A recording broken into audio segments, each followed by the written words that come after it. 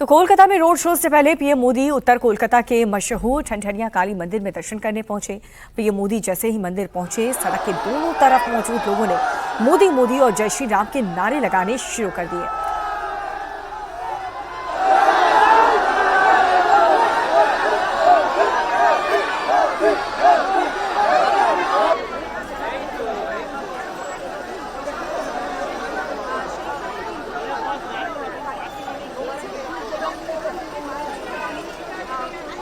तो पीएम मोदी ने 300 साल से ज्यादा पुराने इस मंदिर में मां सिद्धेश्वरी के दर्शन किए। पूजा अर्चना करके प्रधानमंत्री नरेंद्र मोदी ने मां सिद्धेश्वरी की आरती भी की।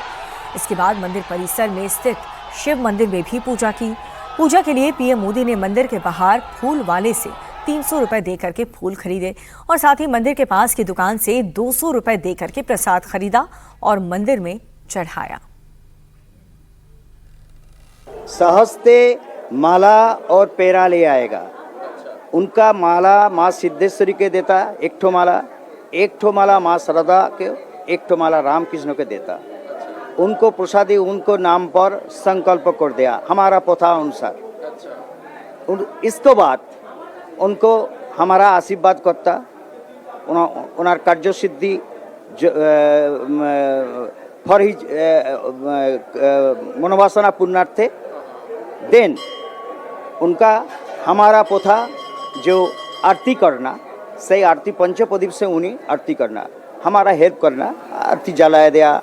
इसके बाद उन्हें आरती करना एवं सशुद्ध पर माँ के जानिए उन्हें यहाँ पर जग कर गए। उन्होंने आरती भी किया उन्होंने प्रधानमंत्री आरती किया उन्हें आरती किया, पंचप्रदीप से ले आरती किया।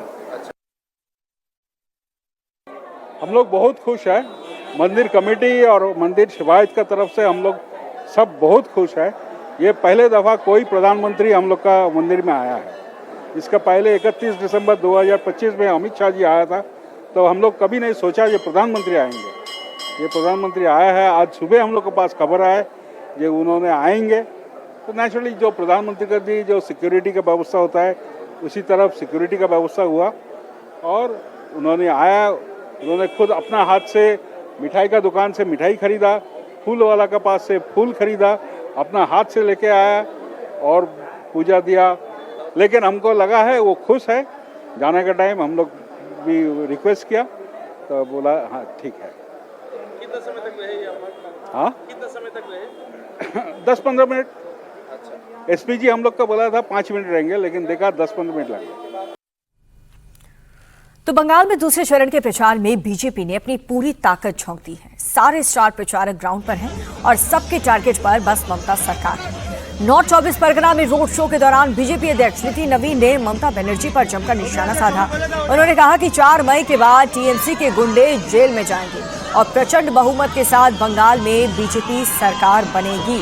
तो पूर्वी वर्धमान में रोड शो के दौरान जेपी नड्डा ने भी ममता सरकार पर निशाना साधते हुए ये कहा कि दूसरे चरण में ममता के खिलाफ ही बंगाल की जनता वोट करेगी। दिया बुझने के पहले बहुत फरफराता है, तो समझ जाइए जो टीएमसी के गुंडे हैं उनके लिए ये अंतिम समय है। चेत जाए बिल में रहे, नहीं तो 4 मई के बाद जेल में रहेंगे।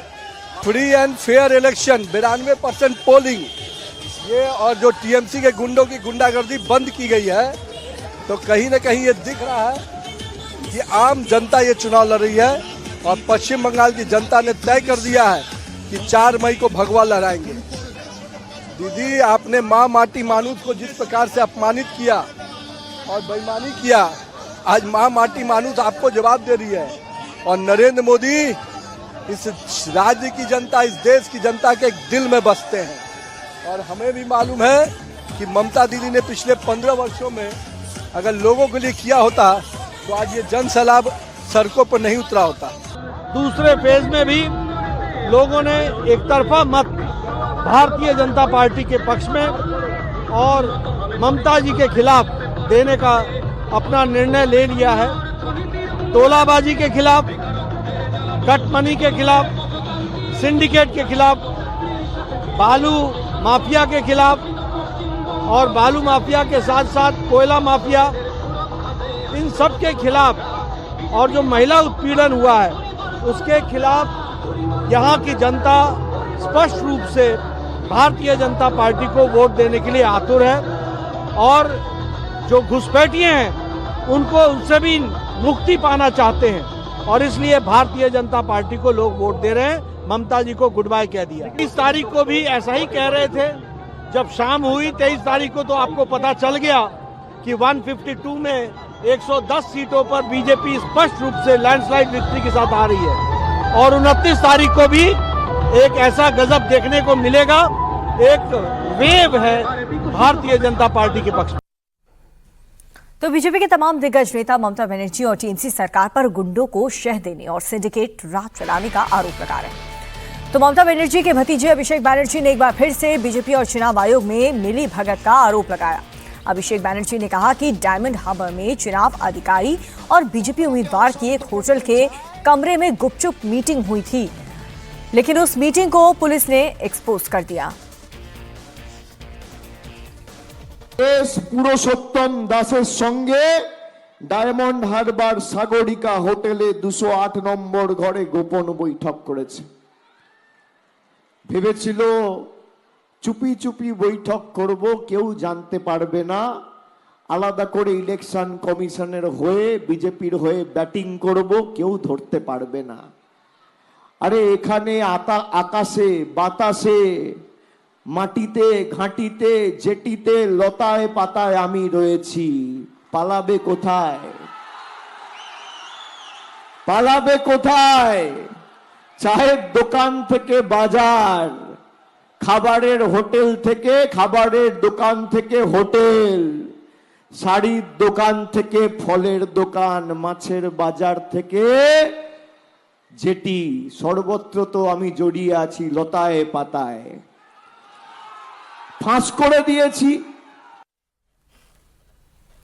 और सिर्फ इतना ही नहीं, अभिषेक बनर्जी ने आगे ये भी आरोप लगाया है कि पुलिस ने जब बीजेपी उम्मीदवार और चुनाव अधिकारी की सीक्रेट मीटिंग के खिलाफ एक्शन लिया तो अब चुनाव आयोग ने उन पुलिस ऑफिसर्स का ही ट्रांसफर कर दिया। अभिषेक ने कहा है कि इससे बीजेपी को कोई फायदा नहीं होने वाला है, क्योंकि 4 मई को जब रिजल्ट आएंगे तो डायमंड हार्बर की इन सीटों पर जीत का मार्जिन पहले से कहीं ज्यादा होगा। যে পুলিশ তাদের বিরুদ্ধে ব্যবস্থা নিয়ে তাদের গোপন বৈঠকের যে ভিডিও জনসমক্ষে আপনারা দেখেছেন, পুলিশ তদন্ত শুরু করেছে। পুলিশ কেন তদন্ত শুরু করেছে? ডায়মন্ড হারবারের অ্যাডিশনাল এসপি, এসডিপিও, উস্থি থানার ওসি, ডায়মন্ড হারবারের ওসি, ফলতার আইসি চেঞ্জ করেছে নির্বাচন কমিশন। চোর চুরি করছে, পুলিশ ধরেছে বলে পুলিশের বিরুদ্ধে ব্যবস্থা।